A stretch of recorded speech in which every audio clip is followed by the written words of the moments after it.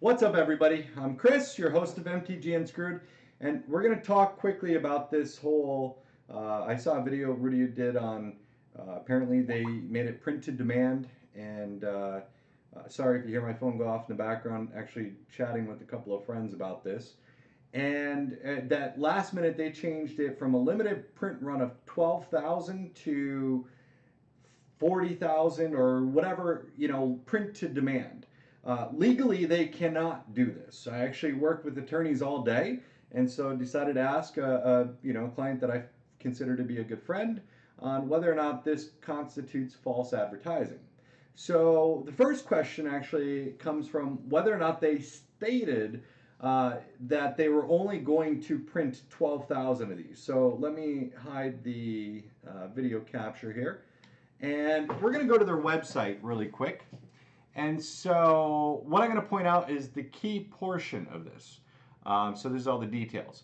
Similar to Ravnica, Allegiance Mythic Edition, War of the Spark Mythic Edition will be limited to only 12,000 units and will be available for sale on Hasbro's eBay store starting Wednesday, May 1st at 3 p.m. Eastern, blah, blah, blah. Limit 2 per person.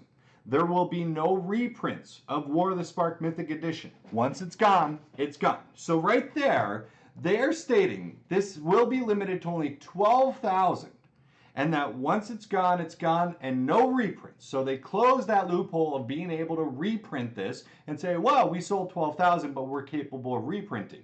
No, it says there they can't. So let's look at what false advertising laws state. Right, so one, can you, let me zoom in here a little bit. Can you sue a company for false advertisement? Yes, you can sue. Many states have specific false advertising law, right? So what is the law's definition of false advertising? Generally, false advertising laws say that consumers have proved their case if they show A, the advertising was false or misleading. Them saying there's 12,000 units, but selling 40,000 or 50,000. B, that the falsity was material, often meaning the company lied about something important. A limited run versus an unlimited run in a collectible market. Absolutely something important. C, the consumer saw the false advertisement. I think many of us did. And D, the consumer relied on the false advertising in purchasing the product or service. I know damn well I relied on that information that there was only 12,000 of these, knowing the first Ravnica Mythic Edition sold out in like an hour or whatever, and that the value shot up through the roof. So from a collectability standpoint, from a value standpoint, getting it at $250 and having the value instantly turn around and be worth more, absolutely I counted on that information to make my decision on buying this.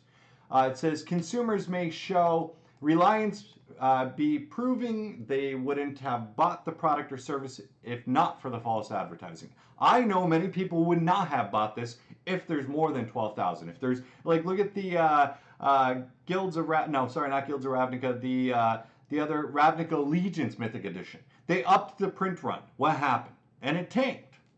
So they may also show they relied on a false advertisement if a false statement caused them to pay more for the company's product or service than they otherwise would have. Limited product run means premium price. Right there it states it all. So what false advertising penalties exist? There are several types of penalties that a company might face for false advertising. If the false advertising constitutes fraud, the company could face criminal penalties.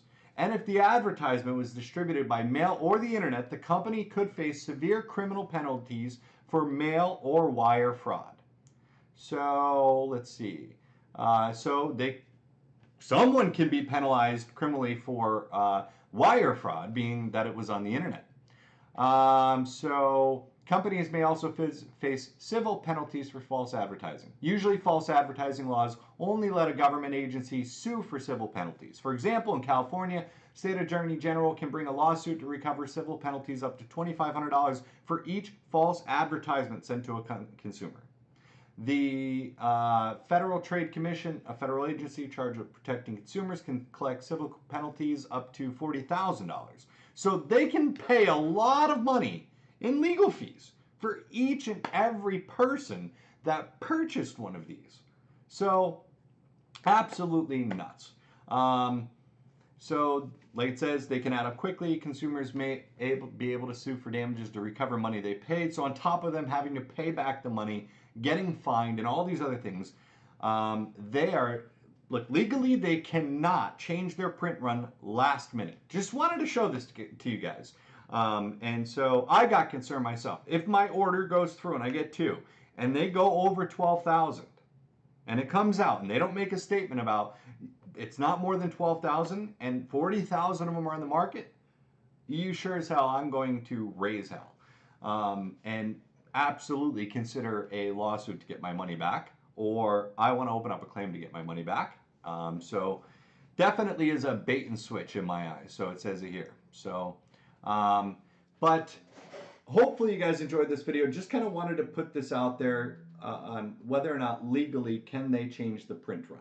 And so hope you guys have a great day. I'll talk with you later.